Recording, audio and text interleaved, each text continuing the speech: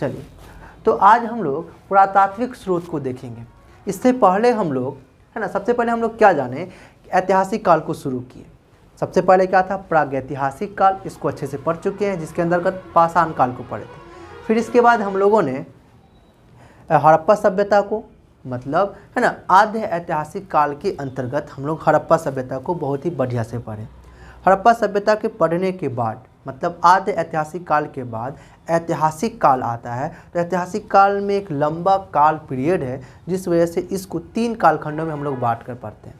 एक को बोला गया प्राचीन काल, दूसरा को मध्यकाल और तीसरा को आधुनिक काल। ठीक है, तो प्राचीन काल को पढ़ने के लिए हम लोग को क्या क्या चीज़ मिला, क्या किन किन स्रोतों की मदद से हम लोग प्राचीन काल के इतिहास को पढ़ पाएँ या जान पाएँ, है ना। तो प्राचीन काल मतलब वैदिक सभ्यता से लेके कहा जा सकता है तो मुस्लिम आक्रमणकारी के आने के पहले तक, मतलब हर्षवर्धन तक के काल को प्राचीन काल के अंतर्गत रखा गया है। तो प्राचीन काल के बारे में हम लोगों को जानकारी कहाँ से हुई, तो 3 स्रोतों के मदद से हम लोग भारत के प्राचीन काल के इतिहास को जान पाए। ठीक है, चलिए, तो पहला क्या था, पहला कौन सा स्रोत था जिसकी वजह से हम लोग प्राचीन भारत के इतिहास को जाने, तो पहला स्रोत था लिखित स्रोत, किताबों के मदद से, लिखा हुआ किताबों के मदद से। ठीक है, दूसरा क्या स्रोत था, सामानों के मदद से। अब प्राचीन काल के लोग सामान का तो प्रयोग करेंगे ना, तो सामानों की मदद से भी हम लोग प्राचीन भारत के इतिहास को जाने। और तीसरा, अब इतना काल के बाद लोग अब दूसरे देशों में व्यापार करना भी शुरू कर दिए थे, है ना। तो दूसरे देशों के लोग भी भारत में आकर रहना और भारत के बारे में कुछ कुछ लिखना शुरू कर चुके थे। ठीक है, तो इन तीनों स्रोतों की मदद से, पहला भारत के लोगों ने जो किताब लिखा उन्हीं के मदद से भी, दूसरा सामानों के मदद से भी, जो सामान प्रयोग किए उनके सामानों के मदद से भी उस काल के बारे में हम लोग को जानकारी हुई, है कि नहीं। जैसे कि वो लोग सिक्का का प्रयोग किए, उस सिक्का पे कुछ लिखे, अभी हम लोग को कहीं से वो सिक्का मिला, खुदाई के दौरान मिला या विदेशी लोगों के दौरान मिला, किसी से भी वो सिक्का मिला, उस सिक्का से हम लोग को पता चला कि हाँ ये इतना पुराना है और ये इस राजा ने चलाया था। तो इस राजा के बारे में हम लोग को जानकारी हुआ, किसके मदद से, सिक्का की मदद और बहुत सारी चीज़ों की मदद से। ठीक है, चलिए, सामान्य मतलब पुरातात्विक स्रोत। और तीसरा क्या, विदेशी यात्रा के विवरण, मतलब विदेशी लोग भारत में आए, किताब लिखे, तो उनके किताबों की मदद से भी। तो 3 स्रोतों के मदद से हम लोग को प्राचीन भारत के इतिहास के बारे में जानकारी मिलती। फिर मध्य भारत के बारे में जानकारी मिलती स्रोतों की मदद से भी। तो हम लोग जब मध्य भारत पढ़ेंगे तब फिर आधुनिक भारत पढ़ेंगे तब उसकी बात होगी। पर प्राचीन भारत के बारे में अगर देखा जाए तो 3 स्रोतों की मदद से हम लोग को प्राचीन भारत के इतिहास के बारे में जानकारी होती है। पहला, अगर कुछ किसी को भी आगे पीछे कर सकते हैं, तो पहला मान लीजिए हम लोग पढ़ चुके हैं साहित्यिक स्रोत को। साहित्यिक स्रोत के अंतर्गत मतलब किताब जो भारत के लोगों ने लिखा है, उसके अंतर्गत 2 तरह की किताब थी। एक वैसा किताब जो धर्म से जुड़ा था और एक ऐसा किताब जो किसी भी धर्म से जुड़ा हुआ नहीं था। वहाँ के राजा महाराजा, शासन प्रशासन, राजनीतिक, धार्मिक, फिर उसका देखा जाए सामाजिक स्थिति, धार्मिक स्थिति, आर्थिक स्थिति, है ना, इन सारी स्थिति पे बात की गई थी उन किताबों में, है ना। एक धार्मिक से जुड़ा हुआ किताब, एक गैर धर्म से जुड़ा हुआ, मतलब धर्म से जुड़ा हुआ नहीं किताब, है ना। 2 तरह की किताब मिले थे, जिसको साहित्यिक स्रोत कहा गया। दूसरा पुरातात्विक स्रोत, तीसरा विदेशी यात्रा के विवरण। तो साहित्यिक स्रोत को हम लोग अच्छे से पढ़ चुके, आप लोग प्लेलिस्ट में अच्छे से देख लीजिएगा, है ना। काफ़ी गहराई से बताई गई है, अच्छे से एकदम डिटेल में बताया गया।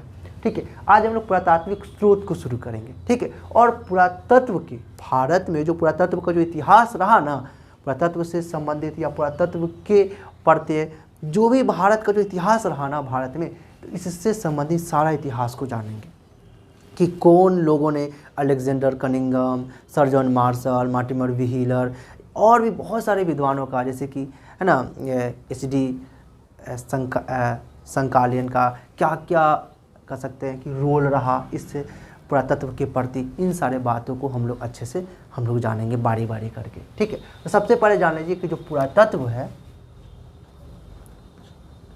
पुरातत्व, इसके बारे में जानते हैं ये क्या है। ठीक है, देखिए, पुरातत्व जो है 2 शब्दों के मेल से बना हुआ है, 2 शब्दों से बना हुआ है, 2 शब्दों के जोड़ के बना है। पहला पूरा, दूसरा क्या, तत्व। ठीक है, तो इस पूरा का मतलब होता है प्राचीन, और इस तत्व का मतलब होता है, सबको पता है तत्व मतलब वस्तु। ठीक है, तो प्राचीन वस्तुओं के मदद से इतिहास के बारे में जानकारी प्राप्त करना पुरातत्व कहलाता है। एक होता है पूरा, ऐसे लिखा था। इस पूरा का मतलब होता है सब, सभी, पूरा, पूरा समान, सब, ऑल, इसका मतलब होता है। लेकिन जो ये आगे से लिखा था, ठीक है, पर ये जो पूरा पीछे से लिखा था, पूरा का ये पूरा संस्कृत शब्द है जिसका मतलब होता है प्राचीन, और तत्व भी संस्कृत शब्द है जिसका मतलब होता है वस्तु। तो प्राचीन वस्तुओं की मदद से, है ना, इतिहास के बारे में जानकारी प्राप्त करना पुरातत्व कहलाता है। अब यहाँ से सवाल आ जाएगा कि पुरातत्व विज्ञान किसे कहते हैं, है ना। देखिए सिंपल सा का बात मान लीजिए, वहाँ पे यहाँ पे ज़मीन है, कहीं पे भी ज़मीन मान लीजिए, है ना। अब वहाँ पे हम सिक्का रख दिए या कुछ भी चीज़ रख दिए, कल आएंगे जाहिर सी बात है उस पर कुछ ना कुछ धूल कण पड़ जाएगा, उस पर थोड़ा थोड़ा जरूर छिप जाएगा, उसमें जो सिक्का पे कुछ बना रहेगा वो ढक जाएगा। फिर 10 दिन बाद आएंगे तो सिक्का थोड़ा थोड़ा दिखेगा, ज़्यादा दिखेगा नहीं, क्योंकि धूल कण मिट्टी उट्टी उस पर पड़ जाएगा। अगर 1 साल बाद आएंगे तो सिक्का दिखेगा नहीं। उसी तरह 100 साल बाद, 50 साल बाद, 100 साल बाद, 1000 साल बाद कोई भी चीज़ रहेगा तो जाहिर सी बात है ज़मीन के अंदर चला जाएगा। और जितना ज़्यादा दिन बाद देखेंगे उतना ज़्यादा नीचे जाएगा, है कि नहीं। तो जितना ज़्यादा दिन बाद जाएंगे उतना नीचे दिखेगा। इसका मतलब कोई भी चीज़ हमको ज़मीन के अंदर जितना पुराना रहता है, मतलब जितना गहराई पे मिलता है वो उतना ज़्यादा पुराना होता है, ठीक है। तो ज़मीन के अंदर छिपी हुई जो चीज़ है उसको निकालना और उस सिक्का के कुछ भी चीज़ हो, पत्थर हो, सिक्का हो, कुछ भी चीज़ हो, उनके मदद से, है ना, प्राचीन या कह सकते हैं इतिहास को जानना, मतलब प्राचीन काल के इतिहास को जानना क्या कहलाता है, पुरातात्विक कहलाता है या पुरातात्विक विज्ञान कहलाता है। ज़मीन के अंदर से या पृथ्वी के गर्भ में छुपी हुई जो भी सादा चीज़ है उसको निकाल के अतीत का अध्ययन करना, अतीत के लोगों के बारे में, भौतिक जीवन के बारे में, उन लोगों का रहन सहन के बारे में जानकारी प्राप्त करना। अब रहन सहन के बारे में कैसे पता चलेगा, जीवन के बारे में कैसे पता चलेगा। अब मान लीजिए हमको खुदाई के दौरान सिक्का मिला, ठीक है, उस सिक्का को निकाले, ज़्यादा गहराई पे निकला मतलब ज़्यादा प्राचीन था। उस सिक्का की मदद से उसके काल का एज लगा लेंगे, सटीक एज नहीं पर एज तो पता चलेगा। तो हम लोग को पता चलेगा अरे इतना दिन पुराना, ये लोग गोल बनाना का भी तकनीक इन लोगों को पता था। फिर देखेंगे सिक्का में डिज़ाइन अगर बना हुआ है तो क्या बोलेंगे हम लोग कि ये लोग डिज़ाइन से भी परिचित थे। फिर इसके बाद अगर देखा जाए, है ना, वो सिक्का जो है ओरिजिनल है, मतलब देखा जाए शुद्ध सोना का बना हुआ है मान लेते हैं, तो क्या पता चलेगा क्या कि ये लोग का जो कह सकते हैं जो स्थिति था वो क्या था, अच्छा स्थिति था। तभी तो सोना का बना, ओरिजिनल बना, डुप्लीकेट नहीं बना। स्थिति खराब रहता है तब ना डुप्लीकेट बना के बेच कर देता है या कुछ भी करता है। तो इन लोगों को कहा जा सकता है कि प्रशासनिक जो सिस्टम रहा होगा ओरिजिनल रहा, ओरिजिनल अमीर लोग रहा होगा, जिसकी वजह से अमीर सोना का, अमीर लोग रहे होंगे जिस वजह से ये लोग, है ना, कह सकते हैं शुद्ध सोने का सिक्का बना है ना। तो इन सारी चीज़ों की मदद से एक अनुमान लगाया जाता है कि उस वक्त के लोग, जिस काल का सिक्का है उस वक्त के लोग ये काम करते हैं, है ना। सिक्का के बारे में अभिलेख, पत्थर पे लिख देना अभिलेख कहलाता है कि नहीं। छोटे पत्थर पे लिख देता है, कह सकते हैं शिलालेख कहलाता है। उसके बाद अगर देखा जाए स्तंभ जैसा, पिलर जैसा पत्थर है उस पर कुछ लिख देना, शिलालेख, स्तंभ लेख कहलाता है। गुफा में खोद खाद के लिख देना, है ना, गुफा लेख कहलाता है। तो इन सारी बातों को हम लोग देखेंगे बाद में कभी। पहले हम लोग पुरातात्विक स्रोत को ही जानते हैं ना, तो स्रोत को हम लोग बाद में जानेंगे, पहले पुरातत्व के इतिहास को जान लेते हैं अच्छे से, ठीक है। तो यहाँ तक आपको अच्छे से समझ में आ गई होगी, कोई दिक्कत नहीं हुआ होगा, है ना, कि पुरातात्विक स्रोत क्या होता है। ज़मीन के अंदर कुछ भी चीज़ मिल रहा है, ऐसा नहीं कि ज़मीन के अंदर ही, बाहर भी अगर कोई देखा जाए तो कोई पिलर है, तो कोई पिलर करने का मतलब कोई मीनार है, उस मीनार से भी हम लोगों ने अतीत के बारे में जानकारी प्राप्त हो रही है। तो समान है ना, तो उन सारे चीज़ों को पुरातात्विक स्रोत के अंतर्गत रखा गया, जिसके मदद से हम लोग को प्राचीन इतिहास के बारे में या कह सकते हैं इतिहास के बारे में जानकारी प्राप्त होती है, वहाँ के लोगों के बारे में जानकारी प्राप्त होती है, ठीक है। तो ये भी एक महत्वपूर्ण कह सकते हैं साक्ष्य है, जिनके मदद से हम लोग को प्राचीन काल के बारे में जानकारी हो पाती है, ठीक है। चलिए अब तो पुरातत्व के इतिहास के बारे में हम लोग जानेंगे। सबसे पहले जान लें कि पुरातत्व 2 शब्दों के मेल से बना हुआ है, पूरा प्लस तत्व। पूरा का मतलब प्राचीन, तत्व का मतलब वस्तु। पुराना वस्तुओं की मदद से इतिहास के बारे में जानकारी प्राप्त करना पुरातत्व कहलाता है। इसके बारे में हम लोग अच्छे से जान लिए। अब हम लोग थोड़ी सा ना इसकी हिस्ट्री के बारे में जानते हैं थोड़ी सा, है ना। चलिए 15 जनवरी 1784 ईस्वी को, 15 जनवरी 1784 ईस्वी में कोलकाता में एक जगह विलियम फोर्ट या फोर्ट विलियम नामक एक जगह है, वहाँ पे एशियाटिक सोसाइटी नामक संस्था का स्थापना किया गया था। कहाँ पे? कोलकाता में। कोलकाता में फोर्ट विलियम नामक एक किला कह सकते हैं, जो कोलकाता में हुगली नदी के, है ना, पूर्वी किनारे पे एक किला है जिसका नाम है फोर्ट विलियम। इंग्लैंड में है ना, विलियम तृतीय नाम का एक राजा था, उसी के नाम पे रखा गया विलियम। फोर्ट मतलब किला है जिसको बोला गया फोर्ट विलियम, इन्हीं के नाम पे उस किले का नाम रखा गया। उसी किले में, उसी चार दीवारी में कहा जा सकता है, बैठ के सारे लोग एक संस्था का स्थापना किया। इस संस्था में अंग्रेज लोग भी थे और भारतीय लोग भी थे। उन लोगों ने एक संस्था का स्थापना किया जिसका नाम रखा है ना एशियाटिक सोसाइटी। उस संस्था का उद्देश्य था या क्यों किया गया था इस संस्था का, एशियाटिक सोसाइटी संस्था का स्थापना,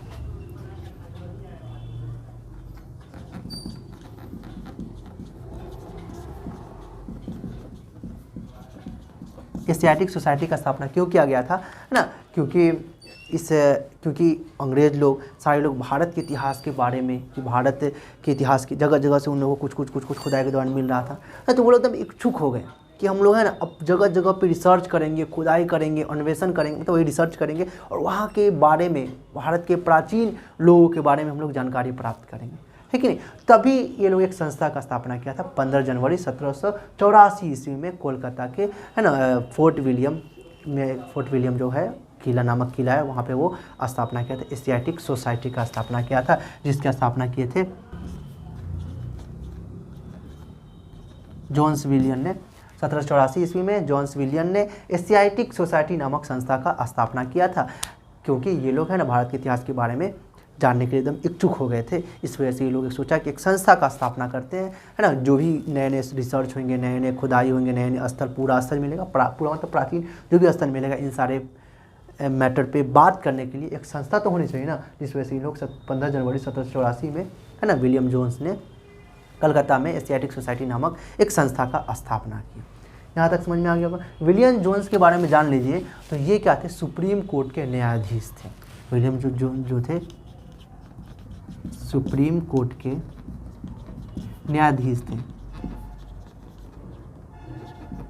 थे और ये भाषाविद भी थे, ठीक है। इन्हीं ने ही, विलियम जोन्स ने ही, है ना, सेंट्रोकोटस की पहचान चंद्रगुप्त मौर्य से करवाया हम लोगों को।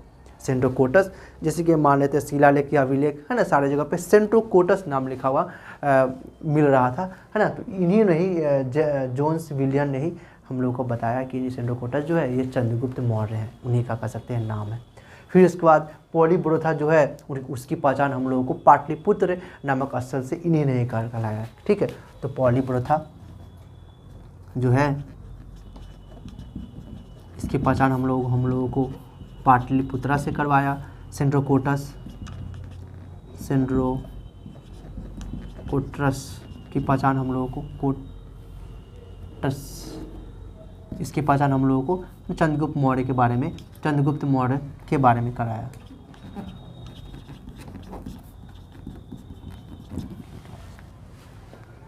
ठीक है, चलिए।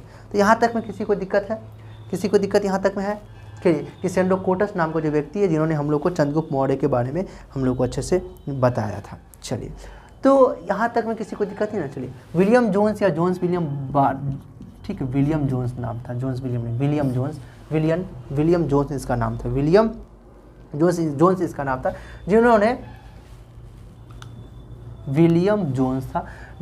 जो थे सुप्रीम कोर्ट के न्यायाधीश थे और एक भाषाविद भी थे। इन्होंने पालीब्रोथा की पहचान पाटलिपुत्र से, है ना, और सेंट्रोकोटस की पहचान चंद्रगुप्त से कराई।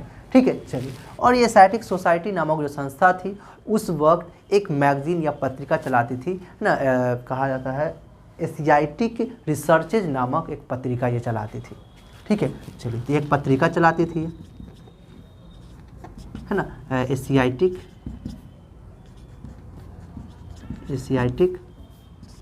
रिसर्चेज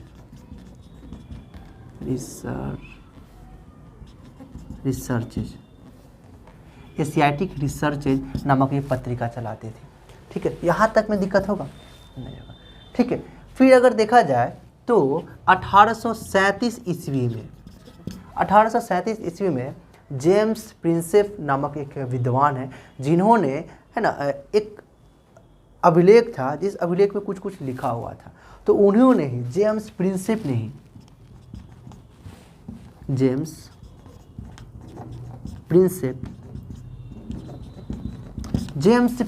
ही हम लोगों को है ना, ये बताया कि ये जो पत्थर पे कुछ कुछ लिखा हुआ है ना, यह पत्थर पे जो लिखा हुआ है वो अभिलेख है जो है वो अशोक का है। और ये इन्हीं ने ही बताया कि ये जो है ब्राह्मी लिपि में लिखा गया। तो कहा जा सकता है कि सर्वप्रथम 1837 ईस्वी में, है ना, अशोक के अभिलेख जो है उसको पढ़ा गया, या कहा जा सकता है ब्राह्मी लिपि के बारे में हम लोग को जानकारी जेम्स प्रिंसेप ने ही दिया था 1837 ईस्वी में, है कि नहीं। चलिए, तो जैसे कि देखिए अशोक का जो कह सकते हैं जो अभिलेख था उसमें वो कुछ कुछ बहुत सारे बातों को, बहुत अच्छे बातों को अपने कह सकते हैं कि अपने मतलब प्रजा लोग को बताने के लिए, है ना, एक बैनर के रूप में ना वो पत्थर पे लिखते थे और ऊंची जगह पर रखते थे ताकि सारे लोग उसको पढ़े और सब लोगों को पता चले कि हाँ ये नया फरमान आया या नया नया बात आया, इसको सबको मानना होगा, कुछ ही बात हो, है ना। चलिए, तो इन्हीं उनके जो अभिलेख थे वो अपने अभिलेख में अपना नाम वो नहीं लिखते थे, वो अपना नाम लिखते थे लेकिन अशोक नहीं लिखते थे, वो प्रियदर्शी या देवनाम प्रिय इसी तरह का वो नाम उसमें प्रयोग करते थे वो, ठीक है। तो इसी जेम्स प्रिंसेप ने ही हम लोग को बताया कि देवनाम प्रिय जो है ना नाम का जो कह सकते शासक है वो अशोक ही है, और अशोक ही अपने नाम का प्रयोग ऐसे करते थे। बहुत सारे शिलालेख में अभिलेख में देखा गया कि देवनाम प्रिय, पर कुछ ऐसा अभिलेख देखा गया होगा जिसमें ब्रैकेट में अशोक को लिखा गया होगा, जिससे जेम्स प्रिंसेप को आइडिया लग गया कि हाँ ये अशोक का ही अभिलेख है। सिंपल सा समझ लीजिए कि जेम्स प्रिंसेप ने ही सबसे पहले ब्राह्मी लिपि को पढ़ा, है ना, और कहा जा सकता है अशोक की लिपि के बारे में हम लोग को जानकारी प्राप्त कराया कि अशोक ने क्या क्या बात लिखी। किसने? जेम्स प्रिंसेप ने 1837 ईस्वी में, ठीक है। इसी वक्त 1833 ईस्वी में, कब? 1833 ईस्वी में, है ना, अलेक्जेंडर कनिंघम नाम का व्यक्ति ना इंग्लैंड से कहा जा सकता है या अंग्रेज सेना के साथ भारत में वो प्रवेश किया इंजीनियर के रूप में, ठीक है। भारत में, है ना, ब्रिटिश सेना के साथ वो एक इंजीनियर के रूप में भारत में प्रवेश किया और इंजीनियर के रूप पे यहाँ पे वो काम किया। पर उनका रुचि जो था ना या रुझान जो था ना इन सब मामले में पुरातत्वविद मतलब कहा जा सकता है ज़मीन के अंदर से खुदाई करना, पुरानी चीज़ों के बारे में रिसर्च करना, इन सब के बारे में इनका रुझान ज़्यादा था, है ना। तो ये कहा कि अलेक्जेंडर कनिंघम जो थे जेम्स प्रिंसेप के साथ रहकर ना बहुत ज़्यादा इनके साथ रह के और अन्वेषण करना, रिसर्च करना शुरू कर दिए थे। इनके साथ रह के जेम्स प्रिंसेप के साथ रहते हैं अलेक्जेंडर कनिंघम।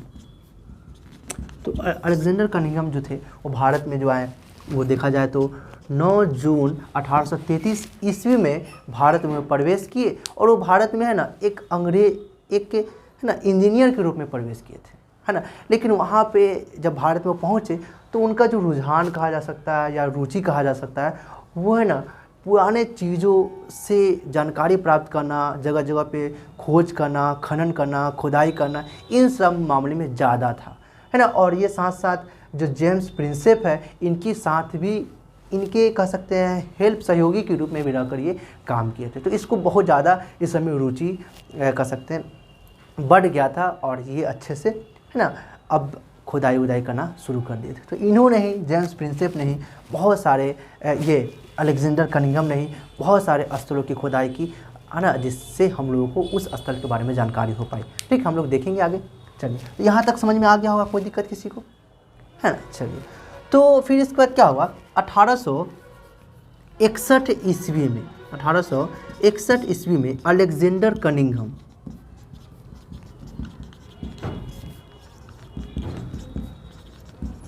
1861 ईस्वी में अलेक्जेंडर कनिंघम ने भारतीय पुरातत्व सर्वेक्षण विभाग का एक स्थापना की। किसने किया? अलेक्जेंडर कनिंघम ने। किस चीज़ का स्थापना किया? भारतीय पुरातत्व सर्वेक्षण विभाग की स्थापना की। 1861 ईस्वी में अलेक्जेंडर कनिंघम ने भारतीय पुरातत्व विभाग की स्थापना की, है ना।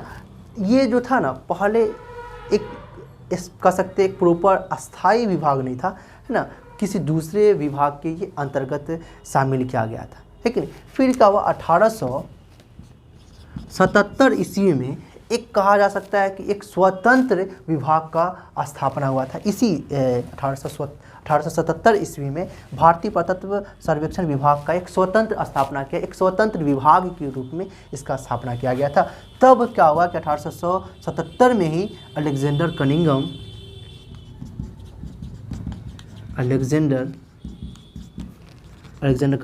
है ना, इस पूरे विभाग का महानिदेशक के रूप में ये सामने आए।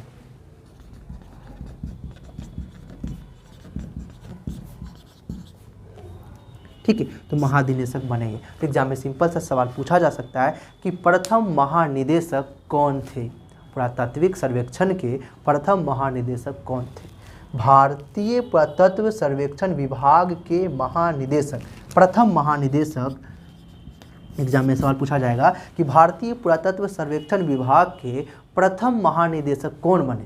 फर्स्ट है ना, जनरल डायरेक्टर कौन बने, है ना? आर्कियोलॉजिकल सर्वे ऑफ इंडिया के फर्स्ट है ना जनरल डायरेक्टर कौन बने? तो ये अलेक्जेंडर कनिंघम बने। यहाँ से एक सवाल बनाया जा सकता है। भारतीय पुरातत्व सर्वेक्षण विभाग की स्थापना कब हुई? तो 1861 ईस्वी में हुई। ठीक है, तो यहाँ से सवाल बनेंगे, कोई दिक्कत इसमें? अलेक्जेंडर कनिंघम बहुत सारे स्थलों की खुदाई की, बहुत सारे स्थलों की खोज की। ठीक है, उस सबको हम जानेंगे धीरे धीरे क्रम में। अलेक्जेंडर कनिंघम जैसे कि देखा जाए कौशाम्बी, श्रावस्ती, तक्षशिला, बहुत सारे स्थलों की खोज की, हम लोग के अच्छे से बताया, जानकारी दिया, है ना। इनका बहुत ज़्यादा कह सकते बहुत बड़ा योगदान रहा, है ना। भारतीय पुरातत्व सर्वेक्षण के रूप में इनका बहुत ज़्यादा योगदान रहा, जिस वजह से इनको है ना भारत का है ना पुरातत्व का जनक कहा जाता है। क्या कहा जाता है? पुरातत्व का जनक कहा जाता है। तो एग्जाम में सवाल पूछा जा सकता है कि भारत के पुरातत्व का जनक किनको कहा जाता है? तो ये अलेक्जेंडर कनिंघम को कहा जाता है, क्योंकि इनका बहुत ज़्यादा योगदान रहा इन पुरातत्विक क्षेत्र में इनका ज़्यादा योगदान रहा, जिस वजह से इनको अलेक्जेंडर कनिंघम को पुरातत्व का जनक माना जाता है या कहा जाता है। ठीक है, यहाँ तक कोई दिक्कत है? चलिए एक और बात जान लीजिए, भारतीय पुरातत्व सर्वेक्षण का जो हेड क्वार्टर है, मुख्यालय जो है वो नई दिल्ली है। कहाँ पे है? नई दिल्ली में। कोई दिक्कत है? नहीं। तो शॉर्ट में हम लिख देते हैं भारतीय पुरातत्व सर्वेक्षण विभाग का या इसका मुख्यालय जो कहाँ है? नई दिल्ली में। यहाँ तक में तो दिक्कत नहीं होगा, कोई दिक्कत यहाँ तक में तो नहीं होनी चाहिए, है ना, कि भारतीय पुरातत्व सर्वेक्षण के मुख्यालय या हेड क्वार्टर कहाँ पे है? तो नई दिल्ली में। फिर इसका देखा जाए भारतीय पुरातत्व का जनक इनको माना जाता है? अलेक्जेंडर कनिंघम को माना जाता है। यहाँ तक हम लोग अच्छे से बात जान लेंगे। अब हम लोग जानेंगे कि अलेक्जेंडर का क्या क्या योगदान रहा हमारे भारत के पुरातत्व के इतिहास के प्रति। ठीक है, चलिए एक व्यक्ति है जिनका नाम है HD संकालिया। HD संकालिया नाम का एक क्या है, ये आगे चल के हम लोग जब बताएंगे देश के आज़ाद के बाद, ये ना महानिदेशक पद पे भी, भारत में पुरातात्विक सर्वेक्षण के महानिदेशक पद पे भी ये रह चुके हैं। ठीक है, इसके बारे में हम लोग बाद में अच्छे से जानेंगे। सिंपल सा समझ लीजिए कि HD संकालिया जो है वो पुरातात्विक क्षेत्र को, पुरातत्वविद में जो महत्वपूर्ण जो भी काम हुए इनके समय में है ना, तो इनको क्या किया कि ये कालखंडों में बांट दिए। इन्होंने देखा कि पुरातात्विक क्षेत्र में मतलब सर्वेक्षण करना, खुदाई करना, उत्खनन करना, इन क्षेत्रों में है ना एक व्यक्ति ने इतना से इतना दिन तक बहुत सारे महत्वपूर्ण काम किए।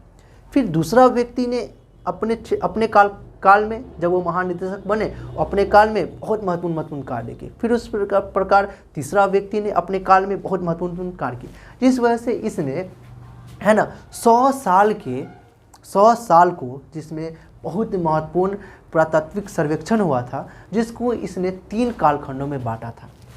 जब इसकी स्थापना हुई, कब हुई थी? तो 1861 ईस्वी में स्थापना हुई। उस वक्त से लेके 1960 तक के बीच में जो भी महत्वपूर्ण कार्य हुए पुरातात्विक सर्वेक्षण के संबंध में, जो भी महत्वपूर्ण कार्य हुए ना, उनको ही 3 कालखंडों में बांट दिया। क्योंकि 3 लोगों ने, बहुत सारे लोगों ने काम किया, ऐसा नहीं कि अकेले इन तीनों लोगों ने ही किया, बहुत सारे लोगों ने कह सकते हैं इस क्षेत्र में, पुरातात्विक क्षेत्र में जगह जगह से उत्खनन करना, सर्वेक्षण करना, खुदाई करना, इस क्षेत्र में बहुत सारे लोगों ने महत्वपूर्ण अपना भूमिका निभाए, अपना काम किए। लेकिन देखा जाए तो 3 लोगों ने बहुत महत्वपूर्ण भूमिका निभाई इस काल के अंतर्गत, जिस वजह से एच.डी. संकालिया ने, है ना, इसको 3 कालखंडों में बांट दिया। पहला कालखंड क्या था, 1861 ईस्वी से लेके 1902 ईस्वी के बीच के कालखंड को इन्होंने कहा कि ये कनिंघम युग है, क्योंकि इस काल के बीच में कनिंघम ने बहुत महत्वपूर्ण, है ना, उनका योगदान रहा पुरातत्व सर्वेक्षण के प्रति, जिस वजह से इन्होंने कहा कि 1861 से लेकर 1902 के बीच का जो काल है वो किनका है, कनिंघम महोदय का है। तो इन्होंने कहा कि कनिंघम युग है, कनिंघम युग है। फिर इसके बाद, है ना, 1902 से लेके 1944 के बीच में सर जॉन मार्शल, जो एक विद्वान है, जो एक प्रोफेशनल या पेशेवर कहा जा सकता, पेशेवर पुरातत्वविद थे, आर्कियोलॉजिस्ट थे, जिन्होंने बहुत महत्वपूर्ण, है ना, इस क्षेत्र में, पुरातत्विक क्षेत्र में बहुत महत्वपूर्ण कार्य किए हैं। तो उनको बोला जाता है 1902 से लेकर 1944 के बीच के काल को मार्शल युग बोला जाता है। ठीक है। फिर इसके बाद इनका भी बहुत महत्वपूर्ण योगदान रहा, है ना। तो 1944 से लेके देखा जाए तो 1960 तक, है ना, इसके बीच के काल को बोला गया मार्टिमर व्हीलर, या सिंपल सा लिख सकते हैं व्हीलर युग, व्हीलर युग। ठीक है। तो ये 3 कालखंडों में एच.डी. संकालिया ने, है ना, भारतीय पुरातत्व के इतिहास को 3 कालखंडों में बांटा है। भारतीय पुरातत्व सर्वेक्षण, सिंपल सा बोल सकते हैं, भारतीय पुरातत्व सर्वेक्षण के इतिहास को एच.डी. संकालिया महोदय ने 3 कालखंडों में बांटा है। 1861 से 1902 के बीच के कालखंड में कनिंघम का बहुत ज़्यादा योगदान रहा, जिस वजह से इन्होंने कहा कि कनिंघम युग। दूसरा मार्शल का 1902 से 1944 की में बहुत ज़्यादा योगदान रहा, जिस वजह से इन्होंने कहा कि मार्शल युग। तीसरा 1944 से लेकर 1960 के बीच में बहुत ज़्यादा योगदान रहा मार्टिमर व्हीलर का, जिस वजह से इन्होंने कहा कि व्हीलर युग है। ठीक है। तो इन्होंने एक एच.डी. संकालिया ने कालखंडों में बांट दिया। ठीक है। अब हम बारी बारी करके कनिंघम के बारे में जानेंगे कि कनिंघम का क्या योगदान रहा इस पुरातात्विक क्षेत्र में, भारतीय पुरातत्व सर्वेक्षण के क्षेत्र में इनका क्या योगदान रहा, इसके बारे में जानेंगे। फिर इसके बाद हम लोग यह जानेंगे कि मार्शल का क्या योगदान रहा, क्या भूमिका रहा इस पुरातात्विक क्षेत्र में, जिस वजह से जिसको एच.डी. संकालिया ने बोल दिया कि मार्शल युग है। मार्शल का एक दौर है, एक समय है, जिसमें वो अपने महानिदेशक के अंतर्गत बहुत महत्वपूर्ण कार्य किए, क्या क्या कार्य किए, और थोड़ी बहुत मार्शल साहब के बारे में हम लोग अच्छे से जानेंगे। फिर इसके बाद व्हीलर के बारे में हम लोग बारी बारी करके जानेंगे। ठीक है। चलिए, कनिंघम के बारे में हम लोग अच्छे से पहले जानेंगे। ठीक है।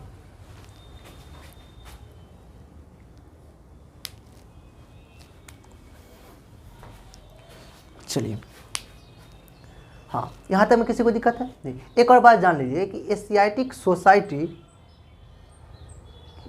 के बारे में तो जान ही चुके हैं सारा, मतलब हाँ। चलिए इसके बाद हम लोग देखेंगे आगे, इसको आप लोग अच्छे से नोट कीजिए, खास बात तो है ही।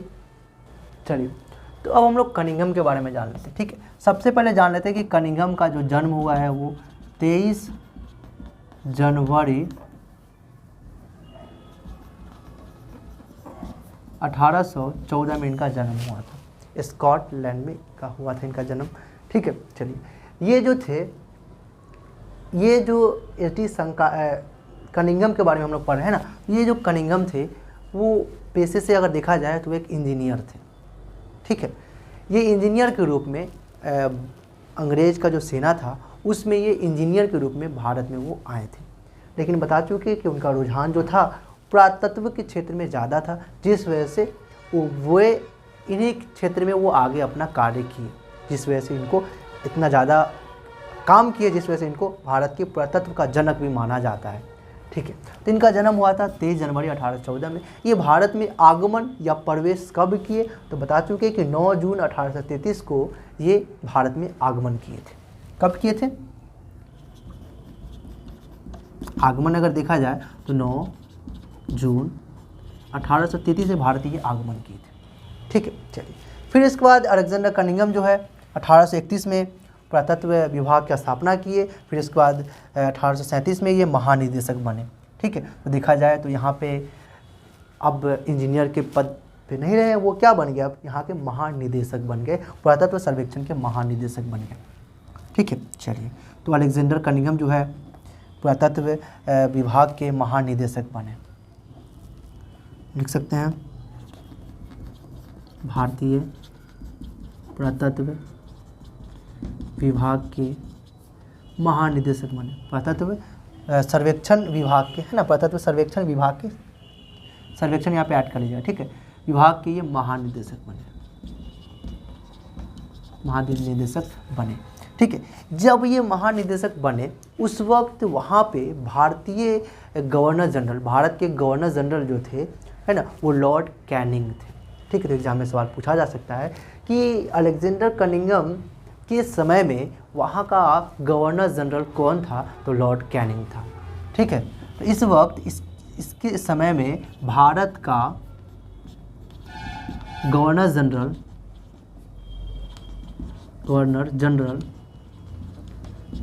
कौन था, तो लॉर्ड कैनिंग था, लॉर्ड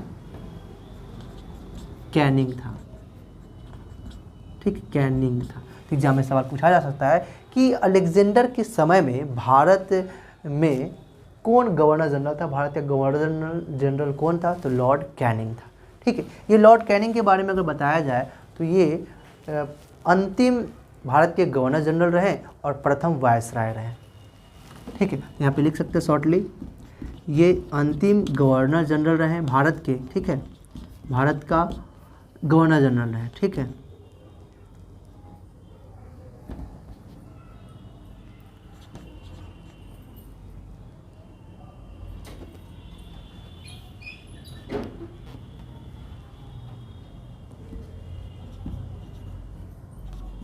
गवर्नर जनरल, भारत का अंतिम गवर्नर जनरल है, ठीक है। यहाँ से एग्जाम में सवाल पूछा जा सकता है कि भारत का अंतिम गवर्नर जनरल कौन रहा, तो यही लॉर्ड कैनिंग। इसी के समय में अलेक्जेंडर भारत में महानिदेशक के पद पे नियुक्त किए गए थे। फिर इसके बाद ये इसी के समय में क्या हुआ था कि गवर्नर जनरल जो थे वो क्या हुआ था कि गवर्नर जनरल का जो पद था वो समाप्त हुआ था और वायसराय का कह सकते हैं पद शुरू हुआ था, ठीक है। तो प्रथम वायसराय भी यही रहे। एग्जाम में सवाल पूछा जा सकता है कि भारत का प्रथम वायसराय कौन थे, तो ये लॉर्ड कैनिंग थे, और अंतिम गवर्नर जनरल कौन थे, तो यही लॉर्ड कैनिंग थे, क्योंकि इसी के वक्त गवर्नर जनरल के पद को समाप्त करके वायसराय के पद का शुरू हुआ था, ठीक है। इसके बारे में डिटेल में हम लोग जानेंगे, आधुनिक काल जब पढ़ेंगे तो उस वक्त हम लोग इसके बारे में अच्छे से जानेंगे। शॉर्टली यहाँ पे आप लोग समझ में आ गया होगा, लॉर्ड कैनिंग इसी के वक्त 1857 की क्रांति हुई थी। नॉर्मली सिंपल सा बात जान लीजिए, ठीक है। अब हम लोग ये सारी बात को जान ली। अब हम लोग जान लेते हैं कि जो अलेक्जेंडर कनिंघम जो है ये किन किन स्थलों की खोज की है, ठीक है, चलिए, या उत्खनन की। सबसे पहले जान लेते हैं ये खोज किसने की है, खोज किन किन स्थलों की खोज की है ये, है ना। तो श्रावस्ती, तक्षशिला, फिर इसके बाद देखा जाए तो श्रावस्ती, तक्षशिला, उसके बाद और भी बहुत सारे स्थलों की इन्होंने अलेक्जेंडर कनिंघम ने खोज की थी, ठीक है। तो श्रावस्ती के बारे में देखा जाए, फिर इसके बाद देखा जाए कौशाम्बी, कौशाम्बी की भी इन्होंने ही खोज की। चलिए, इन सारे स्थलों की इन्होंने खोज की और बहुत सारे स्थलों की इन्होंने उत्खनन भी की, बहुत सारे स्थलों की इन्होंने उत्खनन भी की। जैसे कि अगर देखा जाए तो सारनाथ एक बौद्ध धर्म से संबंधित एक महत्वपूर्ण स्थल है ना। तो सारनाथ की खोदाई या उत्खनन इन्होंने 1831 ईस्वी में इन्होंने की थी। सारनाथ की खुदाई 1837 ईस्वी में की थी, ठीक है। चलिए, फिर इसके बाद अगर देखा जाए 1837 ईस्वी में की थी। फिर इसके बाद अगर देखा जाए तो सांची, ये भी सांची का स्तूप वहाँ पे बहुत ज़्यादा फेमस है। ये भी सांची भी क्या है, बौद्ध धर्म से संबंधित एक बहुत ही महत्वपूर्ण स्थल है, जिसके बारे में है ना ये कनिंघम इसकी खुदाई की, इसके बारे में हम लोग को जानकारी प्रस्तुत की, है ना। इसकी खुदाई कब की थी, तो 1850 ईस्वी में, 50-51 ईस्वी में इसकी खुदाई की थी सांची की, ठीक है। तो बहुत सारे स्थलों की इन्होंने खोज की, बहुत सारे स्थलों की इन्होंने उत्खनन की। किसने, तो अलेक्जेंडर कनिंघम ने, ठीक है। फिर अलेक्जेंडर कनिंघम ने, है ना, अलेक्जेंडर कनिंघम के जो भी महत्वपूर्ण काम किए, तो उनके काम को कह सकते हैं एक रिपोर्ट बनाया गया उनके काम को, है ना, जो 23 जिल्दों में पब्लिक किया गया था। किसके द्वारा? तो ये भारतीय कह सकते हैं पुरातत्व सर्वेक्षण विभाग के द्वारा, ठीक है, शॉर्टली अगर कहा जा सकता है आर्कियोलॉजिकल सर्वे ऑफ इंडिया के द्वारा, मतलब ASI के द्वारा अलेक्जेंडर कनिंघम की रिपोर्ट को पब्लिक किया गया जो 23 जिल्दों में था। ठीक है, चलिए ये महत्वपूर्ण बात जाननी हम लोग अलेक्जेंडर कनिंघम से जुड़ा हुआ। ठीक है, चलिए अब हम लोग अलेक्जेंडर कनिंघम से जुड़े हुए जो भी महत्वपूर्ण पुस्तकें हैं जो अलेक्जेंडर कनिंघम अपने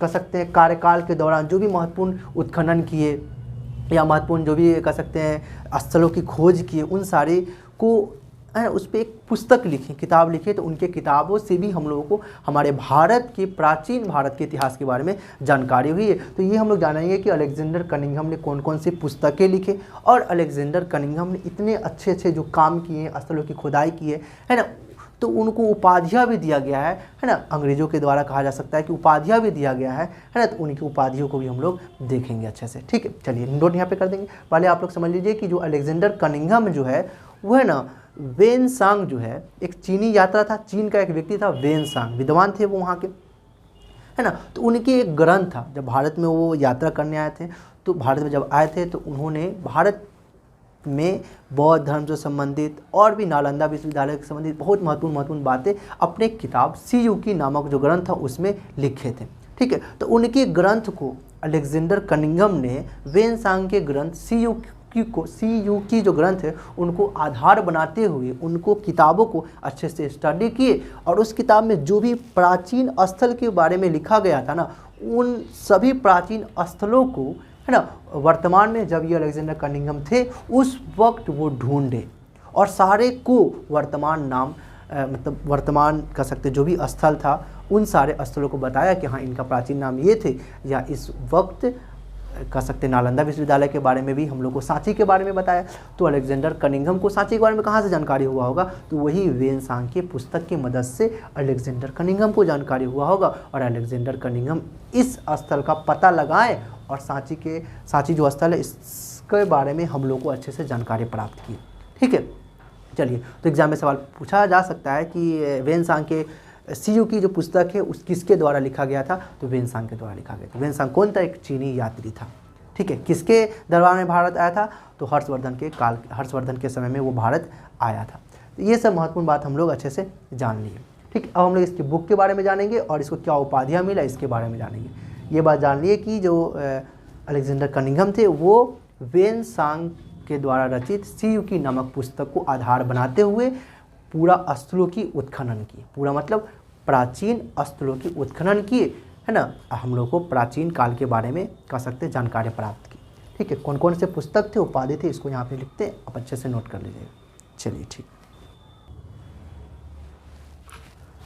तो ये उपाधियाँ हैं और इसके साथ साथ उनके पुस्तकों का नाम। ठीक है, तो इनको किन किन उपाधियों से सम्मानित किया गया था, है ना, मतलब ये जो अपने कार्यकाल में इतना महत्वपूर्ण कार्य किए थे, है ना, तो इस वजह से इनको किन किन उपाधियों से सम्मानित किया गया था?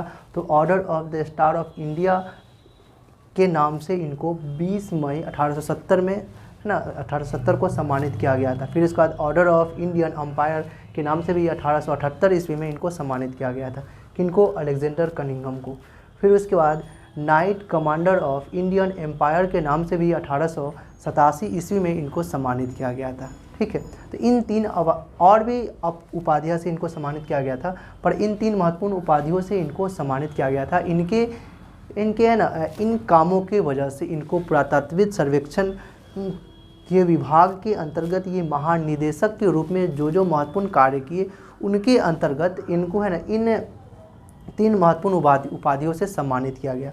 फिर इसके बाद इन्होंने बहुत सारे महत्वपूर्ण पुस्तकों की भी रचना की, जिन पुस्तकों से भी हम लोगों को प्राचीन भारत के इतिहास के बारे में जानकारी मिलती है, जैसे कि भिल्सा टोप्स और Buddhist monument of central India नामक पुस्तक से हम लोगों को बौद्ध धर्म से संबंधित जो भी मोनूमेंट है, इमारत है, स्मारक है, इसके बारे में हम लोग को जानकारी मिलती है। फिर इसके बाद क्या है? Coins of ancient India from the earliest time to the 7th century AD, इसके बारे में इस पुस्तक से हम लोग को उस वक्त के प्राचीन काल के क्वाइंस के बारे में हम लोग को जानकारी मिलती है। फिर इसके बाद क्वाइंस से संबंधित एक और इनकी ग्रंथ है coins of Alexander successors in the east, इस पुस्तक से भी हम लोग को महत्वपूर्ण जानकारी मिलती है।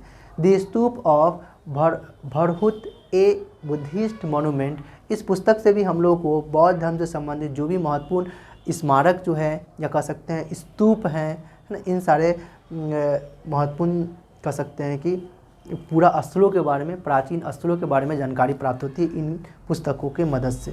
फिर इसके बाद इनका और भी पुस्तक है एंशिएंट ज्योग्राफी ऑफ इंडिया नामक पुस्तक से भी हम लोगों को उस वक्त के ज्योग्राफी के बारे में हम लोग को मतलब भूगोल के बारे में, इंडिया के भूगोल के बारे में जानकारी प्राप्त होती है इन किताब से।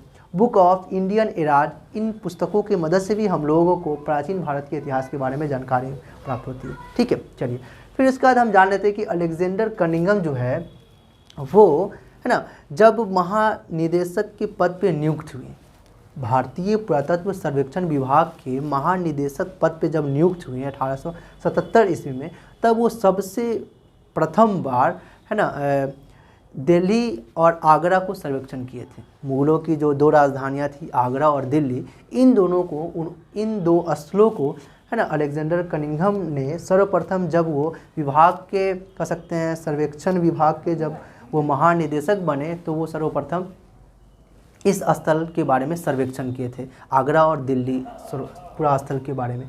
फिर इसके बाद कनिंघम के सहयोगी के बारे में जाना जाए। कनिंघम के जो कह सकते हैं उसके साथ शिष्य या जो सहयोगी थे, जो कौन कौन थे, तो जेडी बैगलर थे। फिर इसके बाद देखा जाए एसी कार्लाइल थे। फिर इसके बाद देखा जाए तो रैगनर नाम के भी एक कह सकते हैं पुरातत्वविद इनके सहयोगी के रूप में शामिल थे। ठीक है, चलिए तो ये महत्वपूर्ण बातों को जान लिए। फिर इसके बाद अगर देखा जाए तो अलेक्जेंडर कनिंघम जो थे वो आगरा से लेके पूरब में, भारत के पूरब में जो आगरा से लेके पश्चिम में सिंधु नदी तक के बीच के जो क्षेत्र है इसमें वे उत्खनन या खोज नए मतलब पुराने स्थलों की खोज किए थे। फिर वो अगर उत्तर में देखा जाए तो कालसा जो उत्तराखंड में है, तो उत्तराखंड से लेके अगर दक्षिण में देखा जाए तो नर्मदा नदी तक के एरिया में उन्होंने पुरातन करने का मतलब पूरा स्थलों की खुदाई की और उत्खनन की और सर्वेक्षण किए।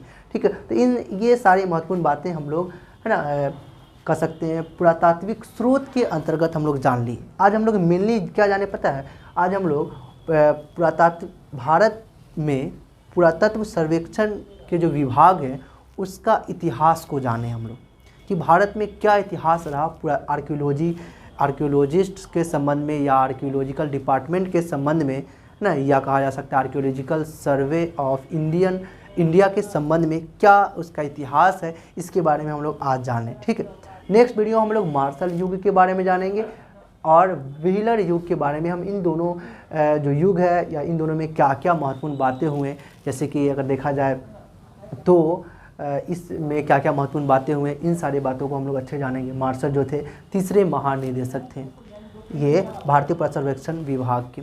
इन सारी बातों को हम लोग नेक्स्ट वीडियो में जानेंगे और नेक्स्ट वीडियो में यह जानेंगे कि अभी महानिदेशक बनने के लिए क्या करना होगा कि वो भारतीय पुरातत्व महानिदेशक विभाग, भारतीय पुरातत्व सर्वेक्षण विभाग के वो महानिदेशक बन सकते हैं, इसके बारे में जानेंगे। फिर उसके बाद यह जानेंगे नेक्स्ट वीडियो में कि स्वतंत्रता के बाद, है ना, कौन भारतीय पुरातत्व सर्वेक्षण विभाग के महानिदेशक बने। फिर उसका जानेंगे कौन सबसे पहली बार भारतीय ने भारतीय पुरातत्व सर्वेक्षण विभाग के महानिदेशक पद पे नियुक्त हुए, है ना। इन सारी बातों को जानेंगे। फिर उसका जानेंगे कि भारतीय पुरातत्व सर्वेक्षण विभाग का जो आदर्श वाक्य है उसका मतलब क्या है और आदर्श वाक्य कौन सा है कि नहीं। फिर उसके बाद और भी बहुत महत्वपूर्ण बातों को हम लोग नेक्स्ट वीडियो में हम जानेंगे। ठीक है, चलिए उम्मीद करते हैं सारा अच्छा लगा होगा।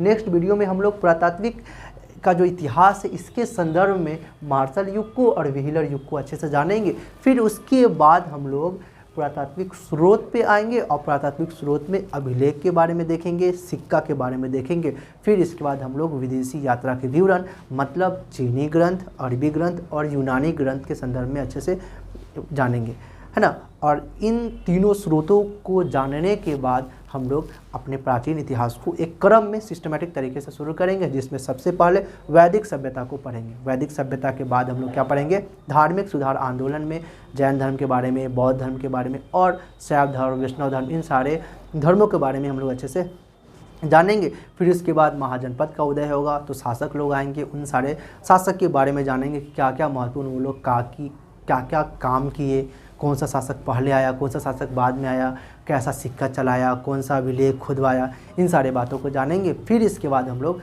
मध्य काल में आ जाएंगे, जिसमें मुस्लिम आक्रमणकारी भारत में जो आए थे उनके बारे में जानेंगे। फिर इसके बाद हम लोग आधुनिक काल को कंप्लीट करेंगे। फिर उसका स्वतंत्र भारत जब हो जाएगा हम लोग का, मतलब देखा जाए तो स्वतंत्र भारत के इतिहास को पढ़ेंगे, तो ये कंप्लीट हो जाए। एक सीक्वेंस में हम लोग अच्छे से देखेंगे।